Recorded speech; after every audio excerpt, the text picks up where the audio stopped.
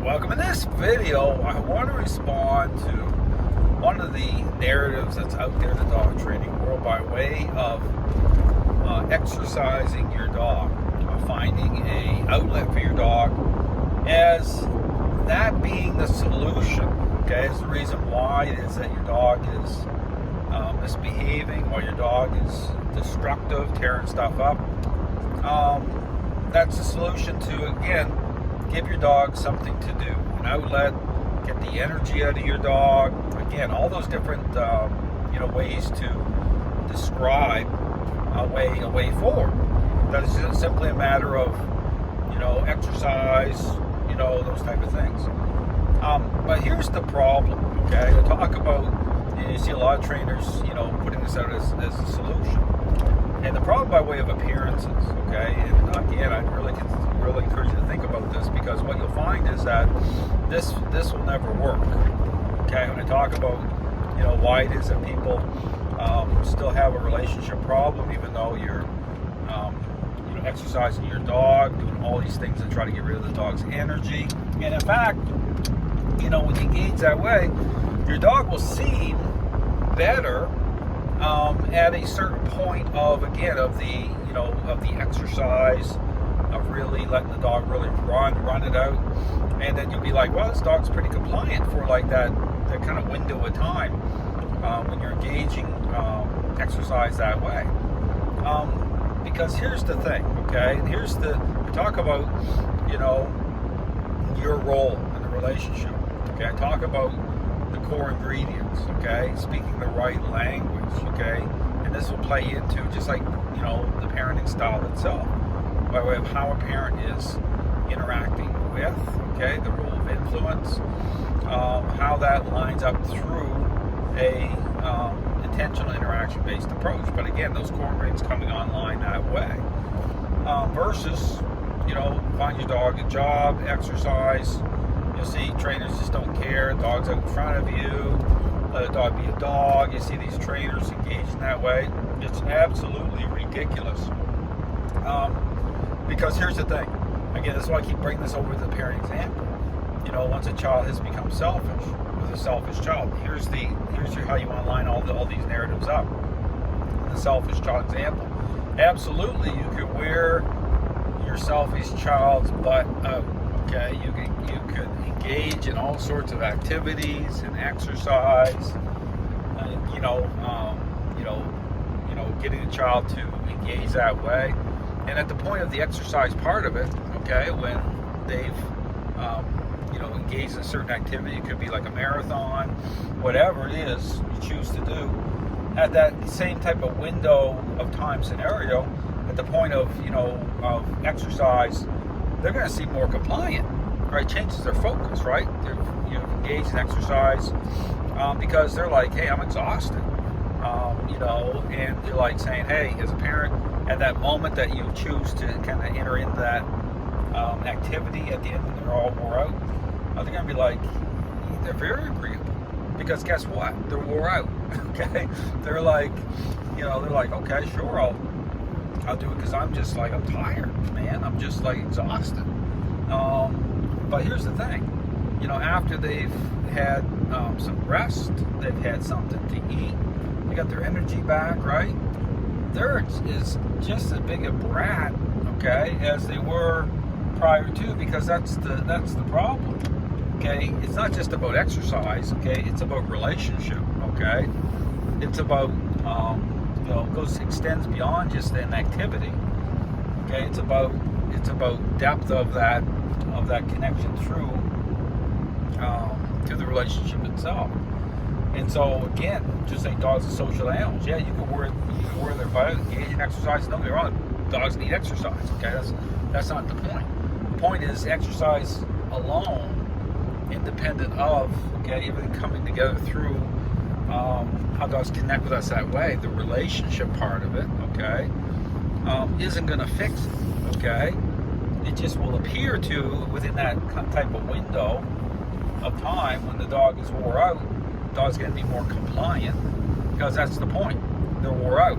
Okay, they've expelled that exercise energy. So understand that it's about understanding the relationship itself, the mind of the dog, okay, how it connects that way. You're the pivot point. And so you have to, this has to line up through.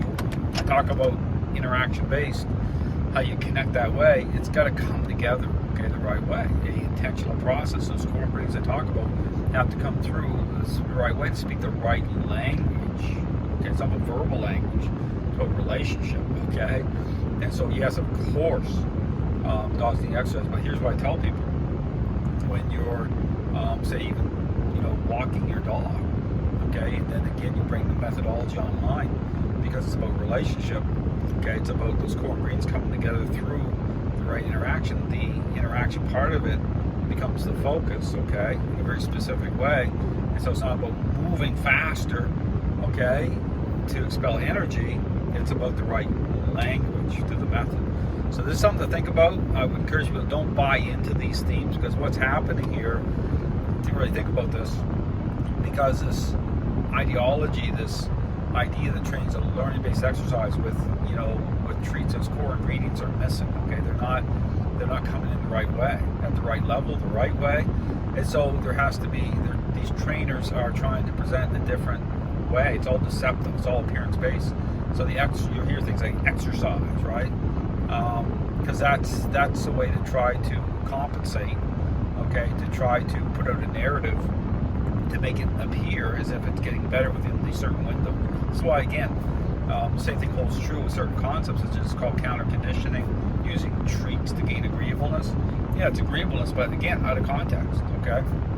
It offers up the illusion or the hope, it's false hope, that things are getting better in a certain moment. But here's the problem with all of it, okay? Whether it's exercise, whether it's an outlet, whether it's using treats, whether it's, it's all very deceptive, because it's offering up it's all based on appearances, it's superficial, it's those same narrative that talk about bribery, accommodation, negotiation.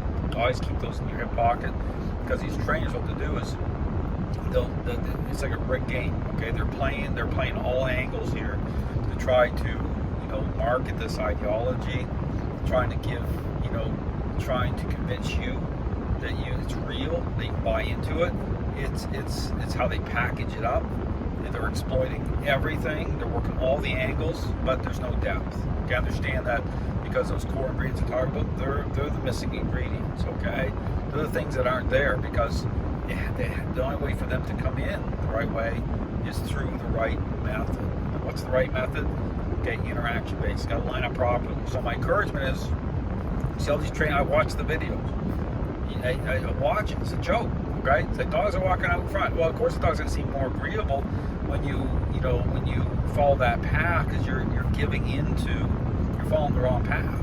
And guess what? People will really buy into it, because guess what does it play off of? Your emotions, right? It's like, oh, I don't have to change. I can trust what I see. I can trust this. But then there'll always be that, you're always going to be into a management situation where you pay attention. You hear these trainers say, oh, well, you never, the dogs are just that way. You never really get this issue fixed. And you'll see them, they're trying to shuffle the deck. They're always trying to shuffle the deck, because they have to do that. It's like they always get to pull some cards to the side. They're playing, because they're playing all these different hands all the time, and they're hoping, right, you don't call them on it. They're hoping you don't say, force the cards down, because that's what the system does. It forces the cards down with the dog. And that's the fix, right? The core ingredients, forces the hand. These trainers are playing, they're shuffling the deck, okay? They're shuffling. I hope they're hoping they don't see it. They're like, watch this over here, don't watch this. Oh, okay, let's move the cards over here. Oh, exercise here. Oh, counter conditioning here. Agreeableness. Oh no, we don't want. That's what they're doing. They're all doing it. They're all playing all sides. They're playing all sides. They're both, they're the dealer, right? It's a rigged game. Understand, you're dealing with a rigged game in the dog training world. My encouragement: don't buy into it. Okay, understand, what's going on here. It's not the right process. Okay, it's a superficial idea of things, all based on appearances. Offers up false hope. All these narratives out there, all these balance trainers are doing it, the force-free trainers are doing it. They're working all the angles, and the end result is you end up with a dog that you still have a relationship problem with. Dogs are giving up on. We're in a management situation, controlling a problem, you're not fixing it. all the excuses, all someone gets blindsided, someone get, all these things, all these bad things, because that's a consequence of a lie. Okay, understand that every lie has consequences. What's the big lie in the dog training world? That training's a learning-based exercise. It is not. Thanks for watching.